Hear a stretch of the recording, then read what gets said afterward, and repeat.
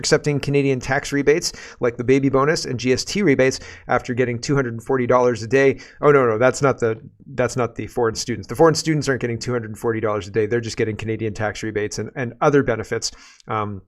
The illegals are getting $240 a day plus. And that's not great, right? It's not good at all because it's our tax dollars, and it's not going to help Canadians. It's going to help foreigners who happen to be in Canada, which is not the same thing.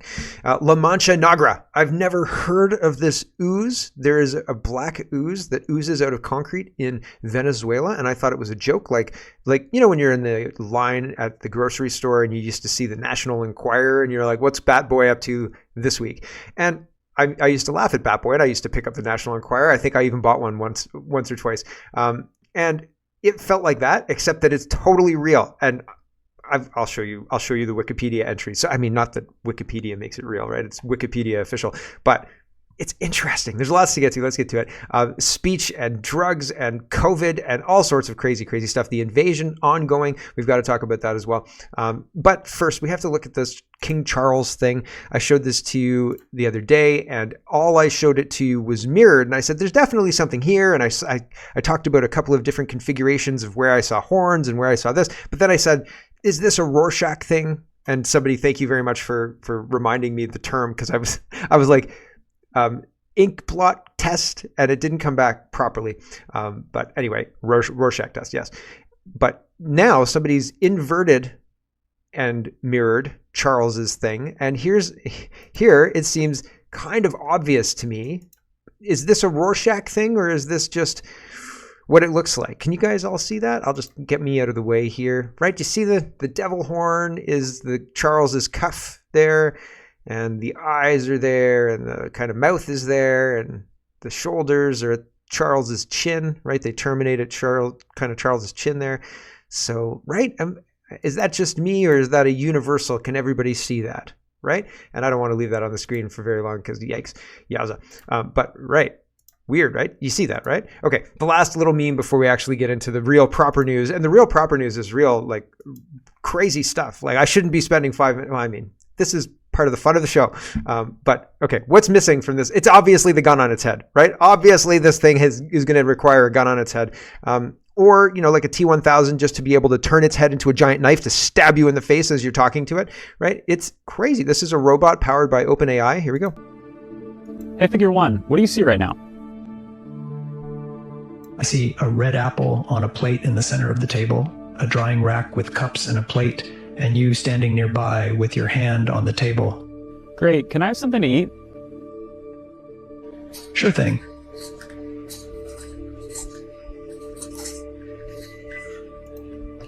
I wanted a sandwich. He hands him the apple, right? So, and then tosses some garbage. Can you explain why you did what you just did while you pick up this trash? On it. So I gave you the apple because it's the only edible item I could provide you with from the table.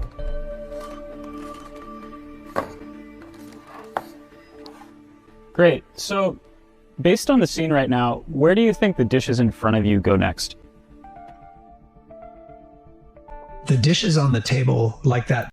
And then he puts the dishes in the rack. Okay, so AI is interesting. And if you have a consciousness that doesn't have a shared humanity, it will let you starve and not understand that it's doing harm. It's just following its programming, right? Like, well, it says I can't give the human food, so I'm following my programming, and I'm sorting the cup, I'm sorting the trash. I'm handing you an apple. It's the same kind of thing. No humanity means no spark, no connection, right? And so it doesn't care if you live or die, right? It's cool and all that, but yikes. Have you seen the bots on Reddit? Right? Like, they're cool until they're not. So scary stuff. And if you said to OpenAI bot, hey, OpenAI bot, here's a gun. What do you think I want you to do with that? And kill the fill in the blanks, right? There you go. Holy smoke, right? How far does it have to go? And when you say, the bad people, you may put in your head terrorists, but they're putting TERFs, right? The people who are programming these things are putting people who are ideologically opposed to them into the programming of these things. So very scary in my opinion, and yeah, terrifying. Let's talk about free speech and crackdowns on speech in Canada. Yesterday I showed you an article talking about how CSIS is worried that Canadian people who oppose gender ideology, which is false claiming men can be women and falsely claiming that if you mutilate healthy sex organs, that the mutilation will result in you changing your gender or something to that effect. And if you oppose that, according to CSIS, you're going to be violent, despite any evidence that people who oppose it have become violent, first off. And previously, I've reported on situations where what they're reporting is just to be used to set up the story they're going to tell later, right? Like the incel thing. The way they reported that, the guy who ran over people, that he was an incel and everything, was to set up the idea that incels were violent, right? And so what they're doing is they're creating a framework using false reports that say the real danger here is people who don't support gender ideology, not Khalistani people who are actually violent with swords, not people who are protesting pro-Palestine or whatever that whole thing is, Black Lives Matter, tearing down statues, all of that stuff. That's not violent. That's not concerning. The concerning thing is people who are opposed to gender ideology. That's what they're saying, and that's what they're putting in the record, right, in their reports. And so 5 years from now, when they look back, it won't be Black Lives Matter tearing down statues and Khalistani protesters with swords. It'll be people opposed to gender ideology might be violent. That's what people will read, and they won't remember the rest of the stuff because we're goldfish, remember? Right? And so they're setting the framework to sell that story using historical truths that they're creating out of fiction right now. Here's the post from Cameron. He says, "This is how the thought police have set this up." And he's using quotes from the article I just referenced. The CSIS says this in this report, that people who oppose gender ideology will be violent. Quote, "Beliefs stemming from misogyny, homophobia, transphobia, religious interpretations, conspiracy theories, or a generalized fear of sociocultural change. What this says, simplified, is anyone opposing almost anything the government is currently doing is considered a significant threat to Canada's national security. Sociocultural change comes with our reality of mass immigration, who we pay 70% of their wages, and the massive and amazing benefits our government gives them, while 48% of our money is taken, plus a compounding 5 to 12% on each purchase we make with the slave coinage we're forced to use. Keep in mind that this money no longer goes towards anything supporting the old Canadians who are no longer considered part of Canada and are now a threat to Canadian national security. They're forcing us to use our own resources and currencies to fund the weapons which will destroy us. Conspiracy theories refer to us noticing our country is invaded, our government has sold us out and is poisoning us, and all our lines of defense have been absolutely shattered. We are to be a new post-national state according to our rulers, which clearly states that the Canadian nation, as it was, is being purposely dismantled, and we are the bumps in the road that they will grade and pave over. Gender-affirming care is, in itself, specifically designed to demoralize and disintegrate the family structure we and our parents grew up with. You will be forced to watch your child be indoctrinated to dismiss their masculinity as toxic, as male, or view femininity as a patriarchal chain meant to keep women down. The way this is psychologically set up has led to constant attacks on any cisnormal personality types and paints them as the enemy of love and acceptance. Any male growing up in this environment will have his instinctual tendencies attacked and beaten into submission by the cultural structures that they cage him in. Any female will view femininity as weak and oppressive and blame the fact that this side of humanity exists on white men from 400 years ago. We will have butch, angry, combative females and meek, submissive males, and all will be gay or pansexual. CSIS put anti-Semitism alongside LGBTQ sentiment. They have defined anti-Semitism as anything contrary to Israel, who are slaughtering unarmed civilians in the tens of thousands on live TV, regardless if their ancestry descends from Shem or even if they're practicing Jews. In summary, They have been acting as global government for a long time now. Our borders and laws no longer protect us. Any resistance, even verbal, will soon be used as a reason why you need to be removed from society. This will happen faster than you think, as the groundwork is now in place. Watch for the signs in Australia and Ireland, who seem to be in close proximity to North America. All countries of European ancestry are in grave danger and need to realize things are about to kick off in a scary way. I hope he's wrong. I hope he's wrong, but I don't think he's wrong, which is why I'm reading it to you. But I hope he's wrong. I hope he's wrong. Peter Sweden says the first step is digital ID. The second step is central bank digital currency. The third step is a carbon tracking device. The fourth step is social credit scores. And the fifth step is tyranny. Carbon tracker is just tracking what you're buying and saying, attributing a certain carbon value and then giving you an arbitrary number and then reducing it until you are poverty stricken and live in a cardboard box or a tent, right? Lee says, Canada's security agency worries about fictitious Diagolon country when Khalistani is openly flying their flag and gathering in Niagara Falls. So people with swords, etc., people who are behaving in violent, aggressive ways are not a problem with CSIS. Fictional countries and people who are opposed to teaching fiction as fact to children with regards to sexuality, those are the real danger in Canada. Also, people with white skin. That's what they were trying to push here. Mocha says, CSIS Canada says the anti-gender movement poses a threat of extreme violence, but Khalistani supporters who bring swords and spears to protest in Calgary and clash with police in Edmonton are perfectly fine. CSIS was compromised from the very first year it was established with the way it botched in the investigation into Canada's deadliest terror attack. What credibility does CSIS have? Who cares what they have to say about anything? But it's about building the foundation to be able to say in a year, you see these people, they're dangerous and violent. Despite having no evidence, the evidence is created. It's like a rap smear. You call your friend at the reporter's, whatever, the newspaper, and you say, hey, Lois Lane, run this story. Lois runs the story, and you reference the story saying, holy cow, I didn't know blah, blah, blah, or whatever happened. Then other people pick it up because it's in the newspaper, and you said it, and you're a newsmaker. Now, everybody's talking about this fake news story that you called up and cooked up with Lois Lane, and everybody's talking about it because of your credibility and the newspaper that originally ran it. It's a rap smear. It's the same kind of thing. It's fake. They're making it up, but they're getting away with it because it looks real. It's being shopped through real organizations who have no idea that they're shopping a fake story that has been made up through collusion between a couple of different people on the outside, right? Who are colluding together. Ferryman goes to outline just how peaceful everything is. The truckers were peaceful and they've been demonized. People have been put in prison. Fines have been held up as proper and so on and so forth, which is just crazy. And Ferryman outlines this with suspicious eyebrows. He says it's great to be back in our nation's capital.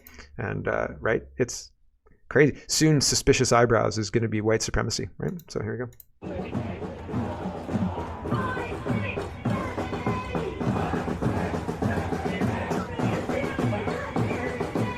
It's lovely to be back in our nation's capital. Where's XE Lee, right? I think that's akin to horn honking. You're allowed to do drums and things like that.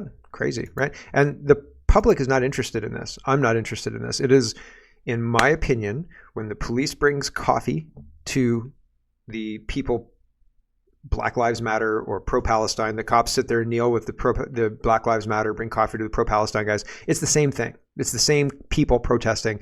It's the same thing. They're being told, either they're being told or they're enthusiastically embracing the cause or whatever it is. But these protests are approved and allowed to go on. Whereas if those people with the drums and everything like that were calling for a removal of Trudeau and that Canada is under tyranny, Canada is being invaded or anything like that, they would be arrested by the police and put through years of legal lawcraft and lawfare. So, which we've seen against Tamara Lich, Chris Barber, anybody else who dared to stand up, except for BJ Dichter. So that's weird, right?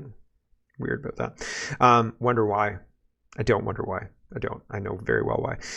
Wide Awake Media says, problem, reaction, solution. Are Western governments purposely allowing crime to spiral out of control as a pretext to roll out omnipresent AI-controlled surveillance networks? Is in the blueprint of dystopian China. Yes. Yep. That's exactly the plan. Yep. It's going to get so bad that they're going to say the only way to do this to fix this problem is if we have AI surveillance and social credit. And if you're seen out in public, there's going to be curfews, things like that. Think V for Vendetta, that kind of society, and that's bad. Reddit is, so again, this is in the spirit of the RCMP says regular people who are opposed to falsehoods about sexuality being taught to children are the dangerous ones. Websites that talk about this as confirming a problem or anything like that, they're the dangerous ones. They need to have their speech removed, so on and so forth. Websites like this, Reddit, which is one of the most popular websites in the world, they're not censored when stuff like this happens. Reddit Lies is sharing this. Redditor actively justifies murder. And the Reddit thread is, anyone who doesn't support trans people doesn't deserve to live. Trans rights are human rights. And then the person says, trans rights are human rights, but transphobes don't deserve death. I'm not trying to defend them, but some people fear what they don't understand, and that fear turns to anger. Instead of wishing death on them, we should wish for them to understand, and then maybe they will be less rude. Like, we're talking about being rude in manners, right? And then this person responds, you're seriously out here defending white fascists by saying they deserve to live. The world would be a lot better without straight white men. They want us queer folk dead, so we should kill them first. That's concerning, right? If straight white men were saying on any website the opposite of this, like, we should take out those people first, whoever those people are, whichever group you want to target, right? They are obviously targeting straight white men. But I'm just saying, if straight white men targeted any group of any kind on any website openly like that, I think they'd get a knock at the door saying, you're going to jail, or there's going to be a problem because you're a white supremacist or whatever it is.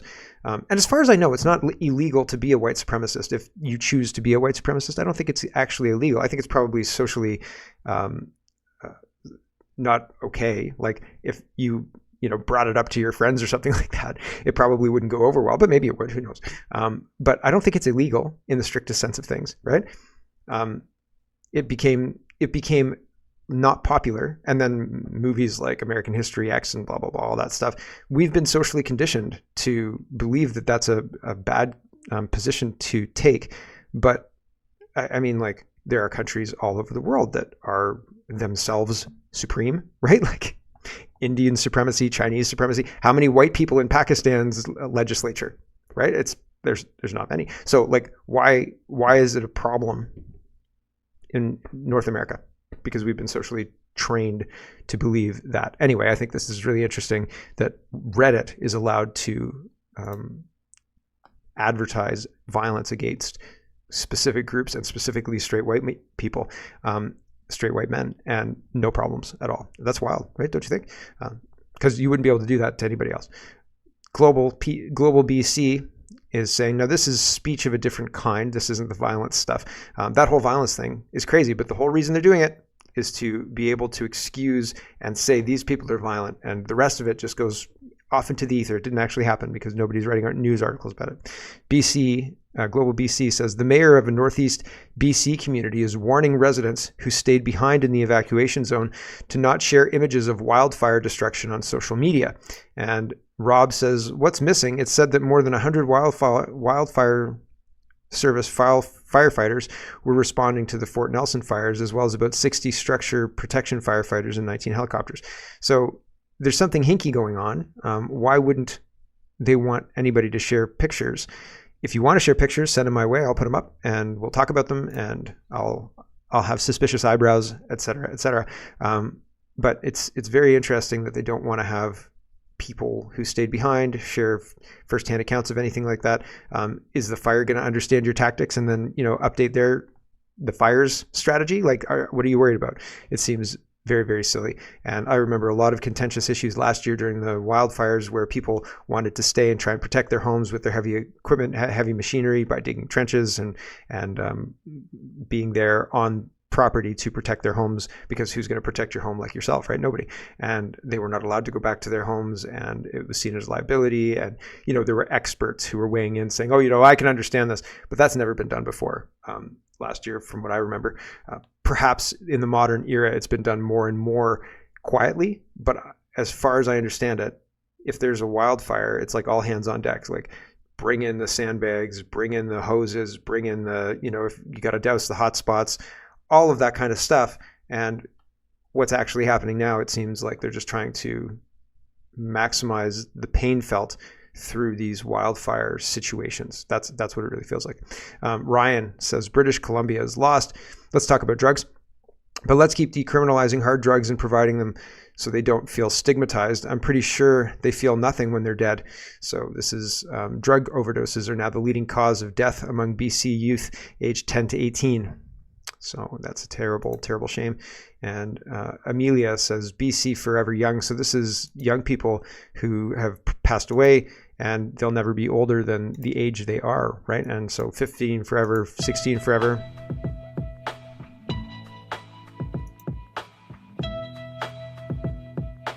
A lot of these are fentanyl. This is 17. 13.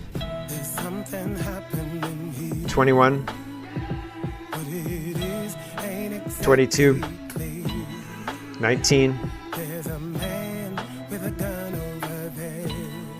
This one, I think she's high in this video.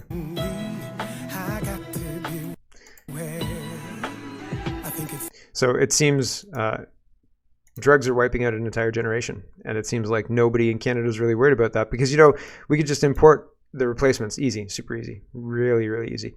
Harrison Faulkner says the Trudeau government is flooding the country with record levels of people while knowing that the country is unable to address the needs of Canadians. Meanwhile, the opposition has been successfully browbeaten into complete silence on immigration. None of this is normal. Nope. And you can see this is a chart from, I'm not sure what this is from, but it says housing starts have been well below demand for a while. So 2021, the demand was on par with kind of housing starts, and now it's almost 600 times. Or what are the numbers here? Well, it's a lot higher than it's ever been in the past on this chart, right? Going back to 2015. And so we're not keeping up. Here's another chart talking about immigration. And Riley says in the first quarter of 2024, Canada's population grew 47% faster than in the same period of 2023 because of mass immigration. 400,000 people, roughly the equivalent to the population of London, Ontario in just 4 months. This is completely insane. And this is a Canada population chart. Growth accelerates in 2024, and it goes all the way back to 2007. And it's a very concerning chart, because 47% increase from 2023 to 2024 is not insignificant. It's a huge jump. It's a huge jump. National Post is reporting some illegal border crossers received $224 in food and accommodation per day while awaiting processing. At the end of 2023, Immigration, Refugees and Citizenship Canada recorded 42,387 pending refugee claims by illegal border crossers. So all of these people who are coming in, that 47% increase, that's not a 47% increase of people who are like, you know, getting jobs and helping build the country and, you know, doctors and nurses and blah, blah. They're not. They're sitting in hotel rooms with a free government phone, eating free government food, waiting to be processed into something or other.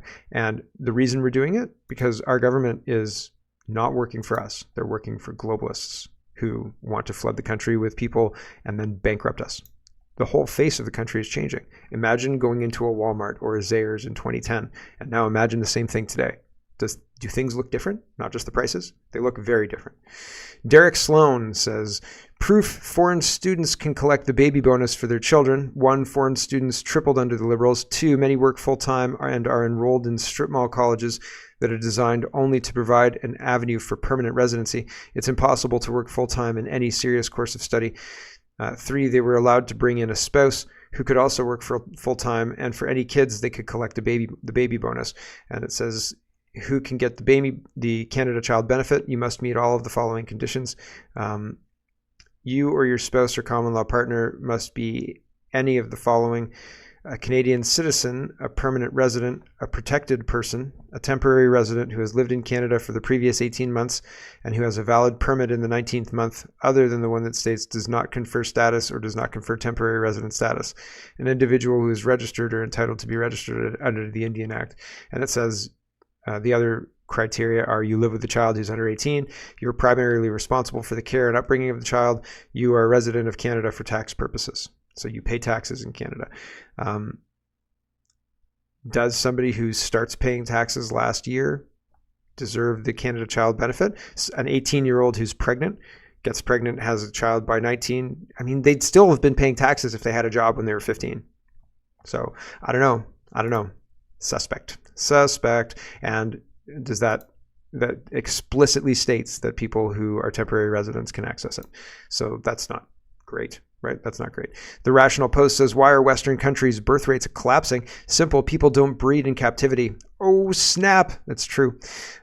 What are they captive to? Not a physical cage, but they're captive to mass immigration, driving housing prices beyond incumbent Canadians' reach, excessive theft on their money through taxation, excessive theft on the value of their money through inflation, excessive theft of money through the future unborn via government debt, diversity and inclusion programs that implement systemic racist and sexist discrimination policies that deny hiring or promotion based on identity of skin color, gender, and or orientation, imported diasporas that take over various market sectors by rejecting any hires outside of their diaspora and or families, bleak outlooks cultivated by government manufacturing hysterical narratives such as climate change, war, and or pandemics over engineered viruses. People won't have children in such a climate. Yep, it's true. It's true. If you pay all of the taxes that we pay, you're not having kids. You're not geared to have kids. A lot of people are stuck in the same apartment that they've been stuck in for years because they can't move because there's no inventory. They can't move anywhere. There's nowhere to move to. And if they could move somewhere, they can't afford it. It's double sometimes. Here's what's going on in the United Kingdom. Rishi Sunak says we've taken action to reduce migration. Student-dependent applications are down by 80%. So he's got all of these bills sliding across. It says foreign ministers, students bringing family members stopped. Overseas care workers bringing family dependents stopped. Immigration undercutting British workers stopped. I don't know that that's actually true. Like, this is an ad campaign. I don't know that it's actually done that. Oftentimes the Trudeau camp will say that things are done when things are not actually done. So take it all with a grain of salt. I don't think that it's actually done. But the Prime Minister of England is addressing these specific concerns of the British. And it's not, I don't know, politically toxic to say, like, we're gonna prioritize people who are British, who are living in Britain right now. In Canada, that's terrible. You're racist if you do that for some strange reason. Post-national state and all. Pierre Poilievre is really not addressing any of the issues that he needs to be addressing. He's focusing on some fiscal issues, right? Sure. And the fiscal issues, he's making a lot of political hay out of. He's talking about them a lot, but he's not talking about the WHO treaty, losing sovereignty, things like that. They're not talking about a lot of the issues that we need to be talking about. And on the issues like the pro-Palestinian protests, he's standing with Israel. He wants to send more weapons to Ukraine. There's all sorts of issues with Mr. Poilievre's positions on a lot of things. And here somebody's asking, my kids want to know how they're going to afford a house. Poilievre breaks into, we're going to build houses. Here we go. Okay, I've got 3 kids that are in their 20s, and every day they're asking me, hey Dad, how are we going to afford to buy a home in this country? I mean, it's a huge problem, I think, for many, many families in this country. Yeah. Huge. And it wasn't like this 9 years ago. 9 years ago, the average rent was $973. And 9 years ago, the average home price was about $400,000. The average mortgage payment on a brand new home was $1,400, brand new. And that was average. It wasn't a steal or a bargain, it was average. And but after 9 years of Trudeau, that has doubled. And every day he spends more and more money, which balloons the bureaucracy that blocks home building. And that's why we have the fewest homes per capita of any country in the G7. Even though we have the most land to build on, we spend the largest share of our economy on home building. And we have the most mortgage debt as a share of our economy of any country in the G7. So imagine that. We spend the most on housing. We borrow the most to buy housing. We have the most land on which to build housing, and yet we have the fewest homes. What's standing in the way? It's the bureaucracy. So, but the problem though, like, the answer to the question that he was asking, how are we going to have homes for our kids, is not we're going to build homes. The answer is we're going to turn off immigration. We're going to stop people flooding into this country, and we're going to bring, and I mean, yeah, sure, build homes, right? Open up the land. Sure, do all of that too. But fundamentally, we're going to stop people flooding into this country. That's the only answer. And anything else, not talking about that is bad. It's very bad. He finishes off by saying we have to build homes faster than we bring people in. He talks about the population. He says we need rapid, low-cost permitting to build on the land we have, and that we need housing construction to outpace population growth. He says population growth is something like 3%, and we're building 1% housing. And so he's got a mathematical formula that's going to allow him, I guess, to build apartments close to railway stations that will maybe allow him to continue bringing in the population that he wants to continue bringing in, according to the United Nations Sustainable Development Goals, because it seems like we're on track for that kind of stuff. Hello, everyone. Thanks very much for watching. This is just a short version of a longer show. If you'd like to get the whole show, you can go over to CanadaPoly.com and sign up for a subscription. Just look in the drop-down tab for Shop and Donate and look for subscriptions, and you'll get immediate access to the full show. Love to see you. Thanks for watching, everybody. Have a wonderful, wonderful